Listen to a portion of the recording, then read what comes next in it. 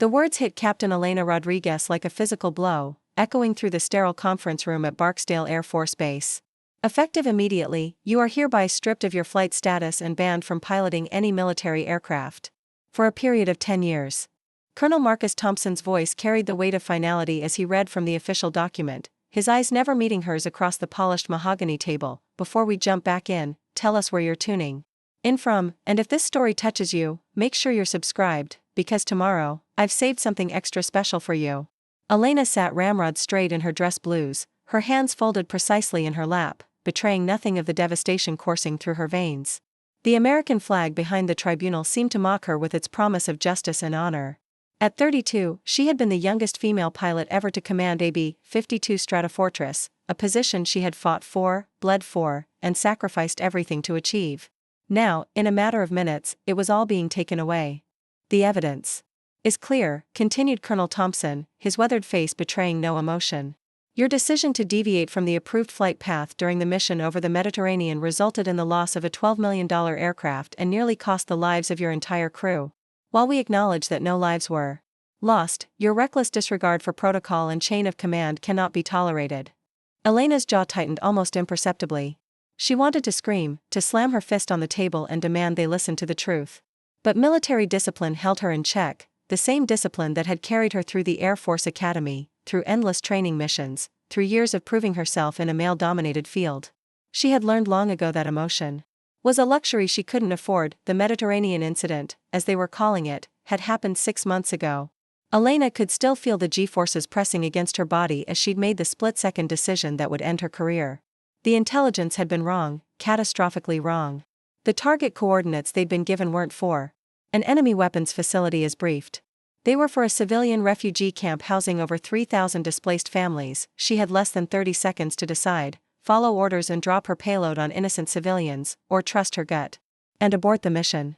Elena chose humanity over protocol, directing her B-52 away from the target at the last possible moment. The sudden maneuver, combined with enemy surface-to-air missiles that had been conspicuously absent from the mission briefing, had damaged her aircraft beyond repair.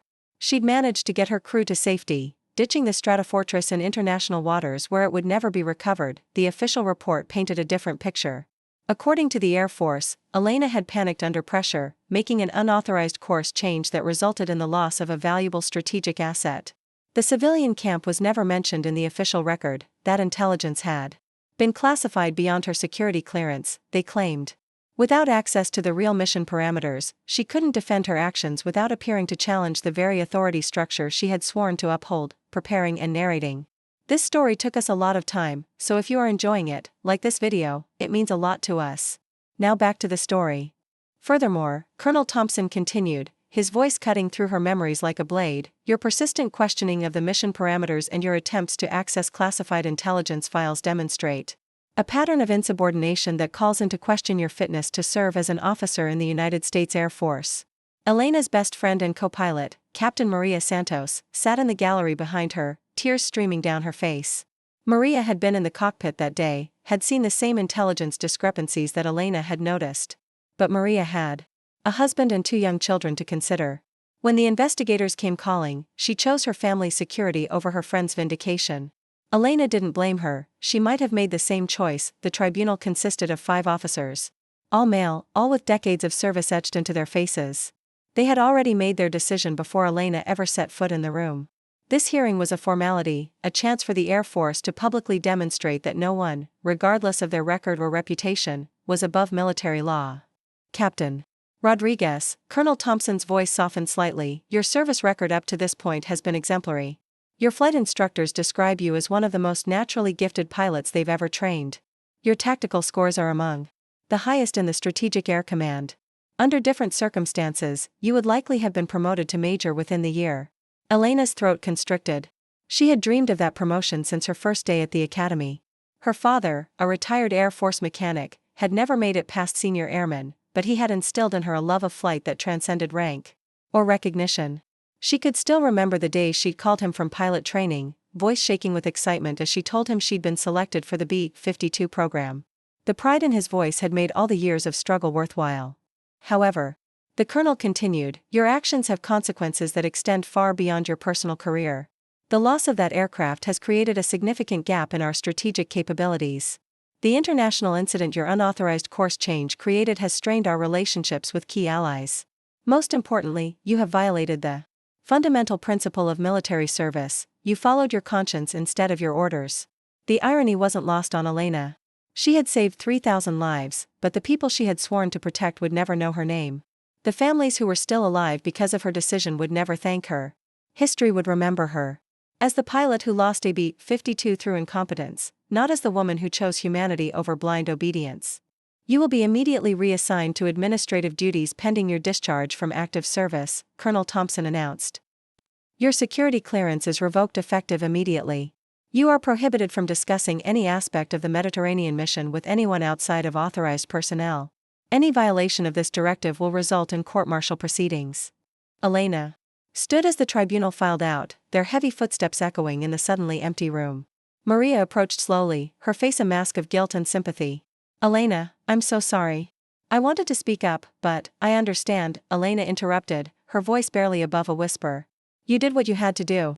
Maria's hand trembled as she reached for Elena's shoulder. What will you do now? Elena looked out the window at the flight line, where dozens of aircraft sat gleaming in the Louisiana sunshine. Somewhere out there, young pilots were preparing for their next missions, dreaming of the day they might command their own aircraft. She had been one of them once, filled with purpose and certainty about her place in the world. I don't know, she admitted, the words feeling strange on her tongue. For the first time in her adult life, Elena Rodriguez had no mission, no objective, no clear path forward. The sky that had once called to her like a siren song now seemed impossibly distant. The next few months passed in a blur of paperwork and processing. Elena was assigned to a desk job in the base's personnel office, filing reports and updating databases while her former colleagues flew missions overhead. The sound of jet engines became a constant reminder of what she had lost each takeoff. A small death that chipped away at her spirit. The other officers on base treated her with a mixture of pity and suspicion. Some seemed to believe the official story, viewing her as a dangerous loose cannon who had cracked under pressure. Others suspected there was more to the story but were unwilling to risk their own careers by associating with her. A few, mostly junior officers who had heard whispered rumors about the real nature of the Mediterranean mission, regarded her with something approaching respect. But respect didn't pay the bills or restore her wings. Elena's discharge papers arrived on a crisp October morning, delivered by a young airman who couldn't meet her eyes. After 14 years of service, her military career was officially over. She packed her belongings into a handful of boxes, each item a reminder of dreams that would never be fulfilled. Her flight suit hung in the closet like a ghost, the captain's bars on the shoulders reflecting the morning light. Her father had flown in from Texas for her final day, his weathered face a map of pride and disappointment. You did the right thing, Mija, he told her as they sat in her empty quarters. Even if they can't see it now. The right thing cost me everything, Papa, Elena replied, staring at the wings insignia in her palm. My career, my future, my identity. Everything I worked for is gone. Her father's calloused hand covered hers. Your identity isn't what you wear on your uniform, Elena. It's what you carry in your heart. Those people in that refugee camp, they're alive because of who you are, not because of what rank you held. The words offered little comfort as Elena drove away from Barksdale for the last time. In her rearview mirror, she could see the control tower growing smaller, the runways that had once been her second home fading into the distance. She was 32 years old, unemployed, and banned from the only profession she had ever wanted. The civilian world felt alien and hostile after 14 years in the military. Job interviews became exercises in creative storytelling, as Elena tried to explain her abrupt departure from the Air Force without revealing classified information. Potential employers were impressed by her technical skills and leadership experience, but the gap in her service record raised questions she couldn't answer. She eventually found work as a flight instructor at a small civilian aviation school outside of Phoenix, Arizona. The pay was a fraction of her military salary, and the single-engine Cessnas felt like toys compared to the massive bombers she had once commanded. But it was flying, and flying was all she had left. Elena's students were a mix of young dreamers hoping to become airline pilots and older professionals fulfilling lifelong ambitions. She taught them the fundamentals of flight with the same precision and attention to detail that had made her an exceptional military pilot. Her reputation for thoroughness and safety attracted students from across the Southwest, and slowly, she began to build a new life. The small apartment she rented near the airfield was a far cry from the base housing she had once called home. The walls were thin, the air conditioning barely functional, and the neighbors played music too loudly. But it was hers, free from the regulations and restrictions that had governed every aspect of her military life. For the first time in years, Elena could choose her own schedule, her own friends, her own future, yet freedom felt like exile. She watched the news obsessively, tracking military operations around the world and wondering if she might have made a difference. When conflicts erupted in distant countries, she found herself analyzing the tactical situation and imagining how she might have approached the mission. The knowledge that she would never again pilot a bomber into harm's way left a hollow ache in her chest that no amount of civilian flying could fill. The aviation school's owner, a former Navy pilot named Jack Morrison, became her closest friend. During those difficult years, he had his own complicated history with the military, having been medically discharged after a training accident that left him with a permanent limp. Unlike Elena, his departure had been honorable, his service record intact, but he understood the struggle of building a new identity outside the military structure. The hardest part, he told her one evening as they secured the aircraft after a long day of training flights, is learning to define yourself by what you can do, not by what you've lost. Elena nodded, but deep down, she wasn't sure she would ever stop mourning the career that had been taken from her. The B-52 still appeared in her dreams, its massive form cutting through clouds as she guided it toward targets that existed only in her sleeping mind.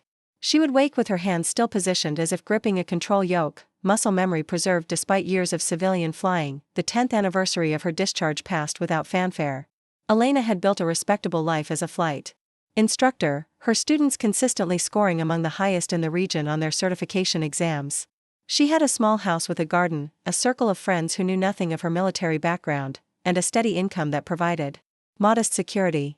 By any reasonable measure, she had successfully transitioned to civilian life, but late at night, when the desert wind howled through the mountains and the stars shone with crystalline clarity, Elena would stand in her backyard and watch the military aircraft flying overhead.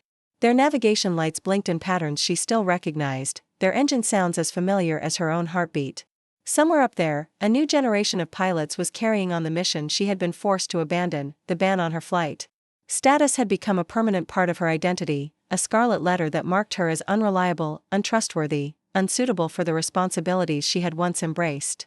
In 3 years, when the 10-year prohibition finally expired, she would be 45 years old, too old for combat flying, too removed from current technology to effectively return to service even if the Air Force would have her. Elena had made peace with her exile, or so she told herself. The woman who had once commanded a crew of 6 in a strategic bomber now taught accountants and retirees how to perform touch-and-go landings in single-engine aircraft. It was honest work, meaningful in its own way, but it wasn't the life she had planned. As she prepared for another day of routine instruction, Elena had no way of knowing that events were already in motion that would change everything. Halfway around the world, tensions were rising in a region she knew well. Military planners were dusting off contingency plans that hadn't been updated in years. And in a classified facility in Nebraska, a crisis was developing that would soon require the skills of someone who understood both the B-52's capabilities and the cost of making impossible choices. The phone call that would alter the trajectory of her life was still months away, but the stage was being set for Elena Rodriguez to discover that some exiles are temporary, and that the skills forged in the crucible of military service never truly fade. The woman who had been banned from the cockpit for choosing conscience over orders was about to learn that sometimes, the military needs pilots who understand that some things are more important than following instructions. But for now, she was simply Elena Rodriguez, flight instructor, living quietly in the desert and trying to forget the weight of command. The sky above her was vast and empty, holding secrets she was no longer authorized to know. Tomorrow would bring new students, new lessons, new opportunities to share the gift of flight with those who still believed in the possibility of soaring above the earth. The story of her redemption had not yet begun, but the stage was set for a reckoning that would test everything she had learned about duty, sacrifice, and the true meaning of service. In the coming months, Elena would discover that some bands are meant to be broken, and that the most important missions are often the ones that require a pilot willing to risk everything for what's right. The woman who had lost everything for saving 3,000 lives was about to learn that her greatest test still lay ahead, waiting in the cockpit of a damaged bomber that only she could bring home safely. The secure phone in Elena's modest Phoenix home hadn't rung in 7 years. She stared at the black device mounted on her kitchen wall, its red light blinking with an urgency that made her stomach clench. It was 3:47 a.m. on a Tuesday in March, exactly 9 years and 4 months after her discharge. "Rodriguez," she answered, her voice carrying the crisp authority she hadn't used in nearly a decade. "Elena, this is General Patricia Hayes, Strategic Air Command. I need you to listen very carefully." At 0200 hours this morning, a B-52 Stratofortress suffered catastrophic systems failure over the Pacific. 6 souls on board, aircraft barely controllable. You're the only pilot with the experience to bring them home. Elena's heart hammered against her ribs. Ma'am, my flight status has been temporarily reinstated under emergency authorization. 7 Alpha. There's a car outside your house. You have 10 minutes. The line went dead. Elena packed quickly, muscle memory guiding her through a routine she hadn't performed in years. The black sedan was waiting, its occupants invisible behind tinted glass. 4 hours later, Elena stood on the tarmac at Guam, staring at the B-52 that would either save 6 lives or become her tomb. The aircraft, call sign Rescue 1, was identical to the bombers she had commanded during her active duty. Every switch, every gauge, every system was exactly as she remembered. Captain Rodriguez, Colonel Harrison approached, his face grim. Razor 17 is 40 minutes out. Their hydraulic systems are failing, navigation is offline, and they're running on backup power. The crew is exhausted, and weather conditions are deteriorating rapidly. Elena nodded, already running through emergency procedures in her mind. Status of the aircraft commander? Major Walsh is unconscious from a head injury. Co-pilot Torres has a broken arm. The rest of the crew is functional but shaken. Elena climbed into the pilot's seat, her hands moving automatically to switches and controls she hadn't touched in nearly a decade. The muscle memory was still there, buried beneath years of civilian flying but instantly accessible when needed. She began the engine start sequence, feeling the massive aircraft come to life around her. Razor 17, this is Rescue 1, Elena's voice crackled over the radio as she lifted off into the storm-darkened sky. I'm Captain Rodriguez, and I'm coming to bring you home. The voice that answered was young, scared, fighting to maintain composure. Rescue 1, this is Sergeant Martinez, flight engineer on Razor 17. Captain Torres is barely conscious, and we're losing hydraulic pressure fast.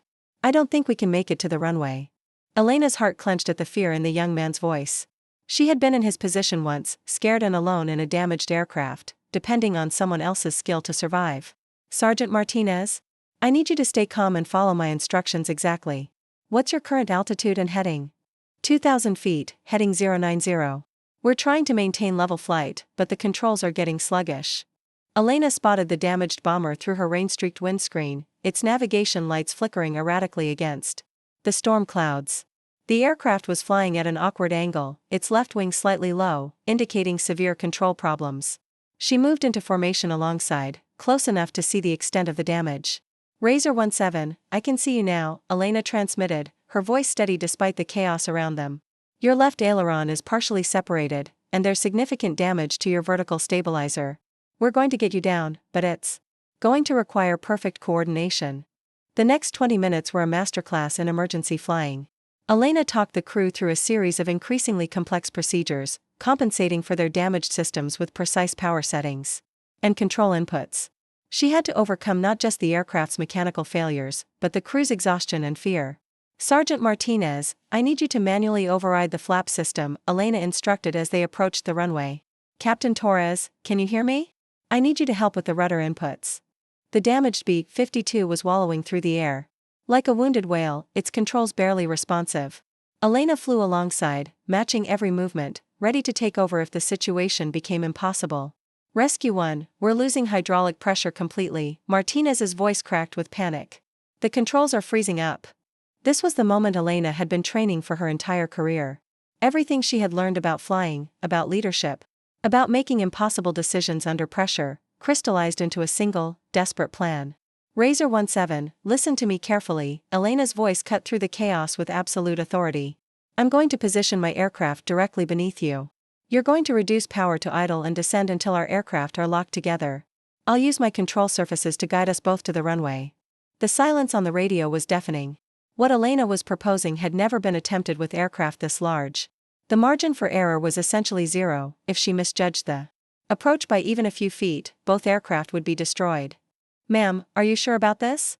Martinez asked, his voice barely above a whisper. Elena thought of the 3,000 civilians she had saved in the Mediterranean, the price she had paid for choosing conscience over orders.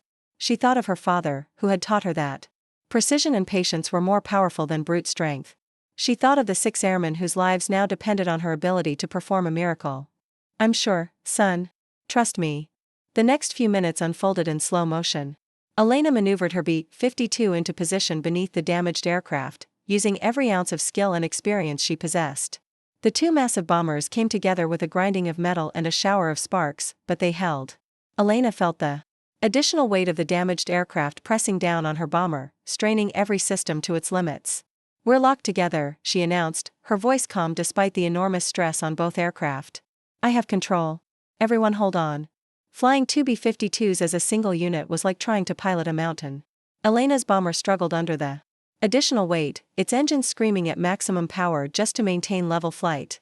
She had to compensate for the damaged aircraft's asymmetric drag, using differential thrust and careful rudder inputs to maintain directional control. The runway at Guam appeared through the storm clouds, a narrow strip of concrete that looked impossibly small for the massive formation Elena was trying to land. She began the approach, every movement precise and calculated, knowing that a single mistake would kill everyone aboard both aircraft. "Rescue 1, this is Guam Tower," the radio crackled. "You are cleared for emergency landing. Fire and rescue are standing by." Elena could see the emergency vehicles racing along the runway, their lights flashing in the darkness. The entire base was watching, knowing they were witnessing something that would either be remembered as the greatest feat of airmanship in aviation history or the most spectacular crash ever recorded. The runway rushed up to meet them. Elena felt the massive formation touch down with a tremendous crash, both aircraft bouncing once before settling onto the concrete. Sparks flew from the locked landing gear, and the screech of metal on metal filled the air, but both bombers rolled to a stop in a cloud of smoke and burning rubber. For a moment, silence reigned. Then the radio exploded with voices, rescue crews, air traffic control, ground personnel, all trying to confirm what they had just witnessed. Elena shut down her engines and sat in the cockpit, her hands shaking from exhaustion and adrenaline. Through her windscreen, she could see the crew of Razor 17 being helped from their aircraft by medical personnel. 6 lives saved, 2 aircraft recovered, a mission completed against impossible odds. "Rescue 1, this is General Hayes." The radio crackled. "Captain Rodriguez, that was the most extraordinary piece of flying I've ever witnessed. Are you all right?" Elena keyed her microphone, her voice steady despite the magnitude of what had just occurred. "General, mission accomplished. All personnel safe." The aftermath was a blur of debriefings, medical checks, and interviews. Elena learned that her impossible landing had been recorded by multiple cameras and was already being analyzed by aviation experts around the world. The technique she had improvised, using one aircraft to control another in flight, would be studied and refined, becoming a standard emergency procedure. General Hayes found her in the quiet of the base chapel, where Elena had gone to process everything that had happened. "The ban on your flight status has been permanently lifted," the general announced. "You're being offered a full reinstatement with promotion to major, and command of your own squadron." Elena considered the offer, feeling the weight of the wings on her shoulders. After nearly a decade in exile, the military was welcoming her back with full honors. She could return to the life she had always wanted, take command of the aircraft she loved, serve her country with distinction. "Thank you, General, but I need to decline," Elena said quietly. "My place isn't in the cockpit anymore. It's in the classroom, teaching the next generation of pilots. What happened today wasn't just about technical skill, it was about making the right choice under pressure. That's something you can't learn from a manual." General Hayes nodded slowly. "What will you do?" Elena stood, her decision made. "I'm going back to Phoenix. I have students to teach, and after today, I think I have some new lessons to share." 3 months later, Elena stood in front of her advanced flight class at the Phoenix Aviation School. A group of young pilots eager to learn from the woman who had performed the impossible. The story of her rescue mission had made international headlines, but Elena rarely spoke about it in detail. "Flying isn't just about following procedures," she told her students. "It's about understanding that sometimes, the most important thing you can do is trust your training, trust your instincts, and trust that doing the right thing is always worth the risk." One student raised her hand. "What was it like, flying 2 aircraft at once?" Elena smiled, her hand unconsciously moving to touch her father's wings, which she now wore openly. "It was like everything I had trained for my entire career came together in a single moment. The technical skills, the decision-making, the leadership, it all mattered. But most importantly, it reminded me that we don't fly just for ourselves. We fly for the people who depend on us to bring them home safely." The young woman who had been banned from the cockpit for choosing conscience over orders had become the pilot who saved 6 lives by refusing to accept the impossible. Elena Rodriguez had found her way home, not to the military that had cast her out, but to the purpose that had always driven her, using her skills to serve others, to teach, and to prove that sometimes the greatest victories come from the Courage to do what's right, regardless of the cost. The sky outside the classroom window was clear and endless, full of possibilities for the next generation of pilots who would carry forward the lessons Elena had learned through triumph, exile, and redemption. She was exactly where she belonged.